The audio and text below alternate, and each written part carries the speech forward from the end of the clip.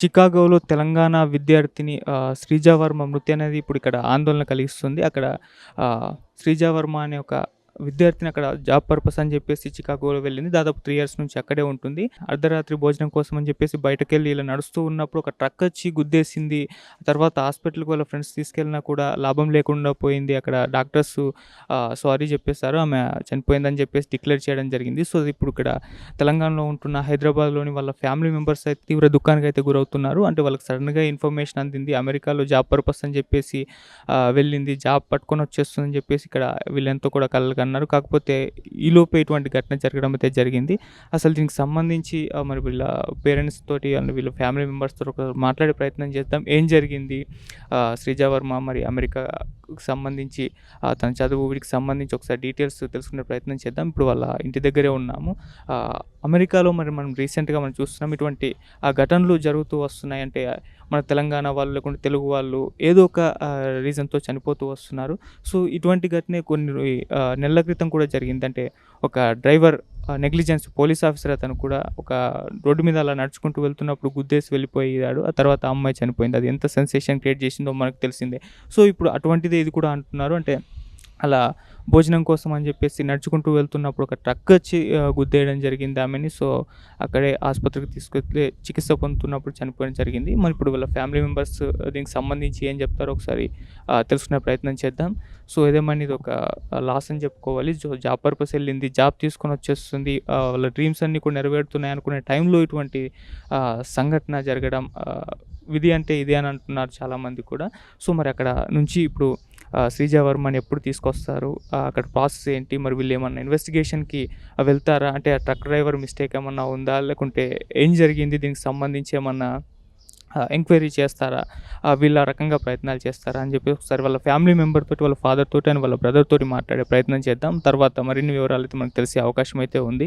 So, ఏదేమైనా ఈ విధంగా అమెరికాలో మన తెలుగు వాళ్ళ మృతి అంటే చాలామంది రీసెంట్ టైమ్‌లో చనిపోవడం జరిగింది. సో, ఇదైతే కాస్త ఆందోళన కలిగిస్తుంది. సో, అక్కడికి వెళ్ళిన వాళ్ళు కాస్త జాగ్రత్తగా ఉండాలని కూడా చాలామంది చెప్తూ వస్తున్నారు. సో, ఒకసారైతే వీళ్ళతో మాట్లాడి ఏం జరిగిందో తెలుసుకునే ప్రయత్నం చేద్దాం. మీకు కజిన్ సిస్టర్ అవుతారా? కజిన్ సిస్టర్ అవుతది. అంటే ఎలా ఇన్ఫర్మేషన్ వచ్చింది? అంటే అమెరికాలో ఇటువంటి సంఘటన జరగడం అనేది నిజంగా బాధాకరం. సో, ఇక్కడ ఎవరు చెప్పారు మీకు? సో, మీరెలా అంటే నేను ఇక్కడే ఉంటాను పక్కనే. మా బాబాయ్ అవుతాడు. సో, బాబాయ్ కాల్ చేస్తే వచ్చాను. రాగానే ఇంకా వెంటనే అప్పుడే డాక్టర్స్ కూడా కాల్ చేశారు యాక్చువల్‌గా వీడియో కాల్. అంటే అక్కడున్న ఫ్రెండ్ మాకు వీడియో కాల్ చేసి డాక్టర్స్ లైక్ డెత్ డిక్లరేషన్ కోసం నాకు కాల్ చేశారు. ఇక నేనే మాట్లాడా అది. అంటే వాళ్ళు చెప్పిందేంటంటే ఏమైందో వాళ్ళకి ఇన్ఫర్మేషన్ లేదు. అంబులెన్స్‌లో వచ్చింది. కాకపోతే మేబీ కార్డియాక్ అరెస్ట్ అవ్వుండొచ్చు భయంతో. లేదంటే స్పైన్‌కి ఏమైనా తాకి అలా ఏమైనా ప్రాబ్లమ్ అయ్యుండొచ్చు. సో సో డెడ్ కాబట్టి మేము ఇప్పుడు ఇక్కడ స్కానింగ్ అయితే ఏం చెయ్యము. అంటిల్ పోస్ట్‌మార్టంలోనే ఇంకా రిపోర్ట్స్ తెలుస్తాయి మీకని చెప్పి, ఇంకా సారీ ఫర్ యువర్ లాస్ అని చెప్పి ఇంకా వాళ్ళు అలా డిక్లేర్ చేసి ఇంకా పెట్టేశారు. సో నెక్స్ట్ ఫర్దర్‌గా ఇంక ఇప్పుడైతే మాకున్న అప్డేట్ ప్రకారం అయితే ఎంబసీ త్రూ మా చిన్న చెల్లి అక్కడే ఉంటది. ఆమె చేస్తుంది. ప్రస్తుతం ఇంకా పోస్ట్‌మార్టం రిపోర్ట్ అయితే రాలేదు. మోస్ట్‌లీ ఇంకా ఒక 2, 3 అవర్స్‌లో రావచ్చు. వచ్చిన తర్వాత ఇంకా నెక్స్ట్ ప్రాసెస్ చికాగో తీసుకెళ్ళి అక్కడ నుండి ఇంకా షిఫ్ట్ చేసే ప్లాన్ ఉంది. చదువు, ఉద్యోగం మొత్తం అక్కడేనా తను? లేదు, 3 ఇయర్స్ బ్యాక్ చదువు కోసం వెళ్ళింది. ఇక్కడ ఇన్‌స్టిట్యూట్ ఆఫ్ ఏరోనాటికల్ ఇంజినీరింగ్ కాలేజ్‌లో చదివింది బీటెక్.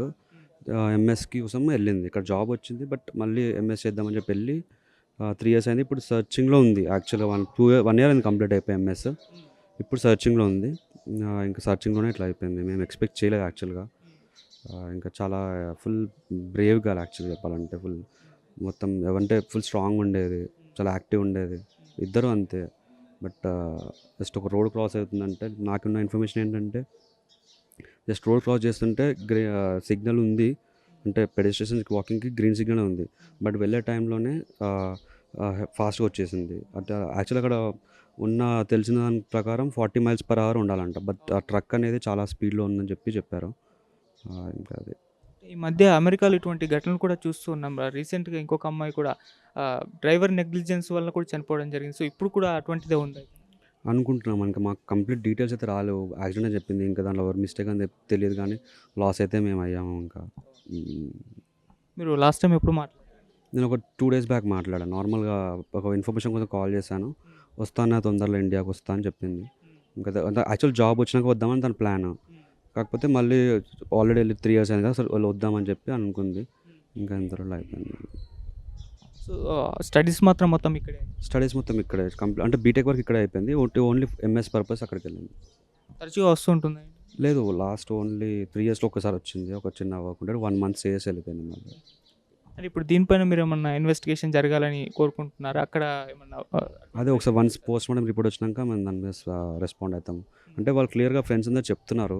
అది యాక్సిడెంటే అని చెప్పి. సో వన్స్ పోస్ట్‌మార్టం రిపోర్ట్ ఇంకా పోలీస్ రిపోర్ట్ వచ్చిన తర్వాత మేము కదా ఫర్దర్‌గా మనం మాట్లాడతాం దాని గురించి. సో, ఇప్పుడు ఎప్పటి వరకు తీసుకొచ్చే అవకాశం?